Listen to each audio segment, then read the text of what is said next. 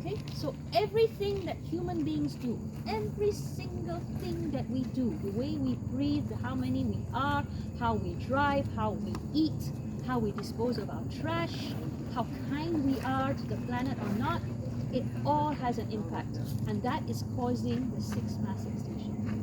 Okay? So biodiversity, the United Nations made the year 2010 to 2020 the decade of biodiversity. Just have it ingrained in your head, biodiversity. No biodiversity, no oxygen, no food, no water. Can we survive? No. What are you going to invest in? Are you going to invest in your car? Are you going to invest in stocks and shares where they are like maybe drilling oil? Or are you going to invest in places and businesses that are kind and sustainable to the planet? Now, we don't have the money to invest, we're all students, but we can invest in the way we live, we can invest with our pockets, right? How we spend our money is how we vote. Are you all voting? You all got to vote for the state elections. Who is not going to vote for the state elections? Why? I'm from Perak. And you can't go back to Perak? Oh, they had already. You already had your state elections. Very good. How about you? From Sarawak. Sarawak. Can't go back. No, Sarawak already had. Yeah. Okay, so very good. You all need to vote. You don't even know who, never mind. Show the numbers. That, hey, young people, and they'll have the demographics. Wow, young people coming out now, cannot play anymore. And what I would really like you to do, this lady here who says, write a petition. I would suggest this. Already now you know who your candidates are in your areas. You don't know what they are. I also don't know who they are, right? Don't care. Every single one of them, don't just choose one, all of them, whatever party, write to them on their social media or directly. What? I am so and so, I am this age. I am really concerned about the climate future of our country and a future for me and my children to live in.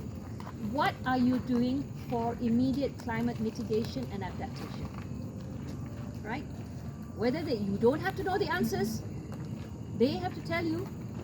If they don't tell you, to choke them again next week. What's the response?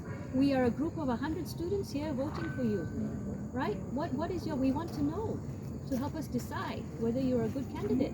They will have to start thinking. They can no longer ignore this. But if we don't show them that we are concerned and that we care about the environment, they are not going to care. They are not going to care, because all along they have only been supporting and votes that give people who vote for better economy, for better businesses. I'm not saying that's not important, but now we have to factor in the environment. It's very important. It doesn't matter what party. They need to know that environment is paramount in your mind and concern. And this is the time now. You can create awareness, start Yeah. the conversation, share on social media. I would write as well. Just one quick line. What's your things or thoughts on that? Hashtag them in your social media. YB or whatever or so and so. What are you doing about the flooding in Klang? What are you doing about the water source? Or what are you doing about Selangor's forest water catchment? Or wherever you're from, You heard from Lee and Penang is now stuck where they're getting their water from. Perak can't help because Perak hasn't got enough water to share. Right? So it's these things that we need to get them thinking about. And it's how you vote. So I won't take up much of your time. What you can do now, the last thing I want to say after the climate talk, we always say this, is that you can take action by going a bit more sustainable and composting. You can take action by not depending on recycling. Recycling is just, it's good, it's necessary, but it's the lowest thing. It's like kindergarten. It's like preschool of what the environment needs. The most effective thing you can do is compost. And another thing that you can do is try and reduce your meat consumption. Whatever meat. But beef is the biggest because most of the planet eats beef. Because collectively, meat industry produces 14.5% of the greenhouse gas emissions per year in the form of methane. Methane is 27 times more potent in holding heat than carbon dioxide. Maksudnya, one molecule of carbon dioxide holds so much heat. One molecule of methane, CH4, I think, holds 26 times more heat than one molecule of carbon dioxide. And the thing with greenhouse gases is they never let the heat go. They hold the heat forever. A molecule of gas doesn't larut or melt away or after a tour like me die. A molecule stays forever.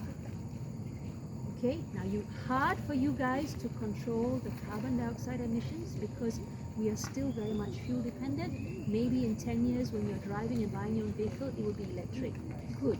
But what you can do today is start adapting. This is called adaptation. You are starting to adapt to the needs of the climate in reducing it from getting too hot. You can start reducing the amount of meat that you eat.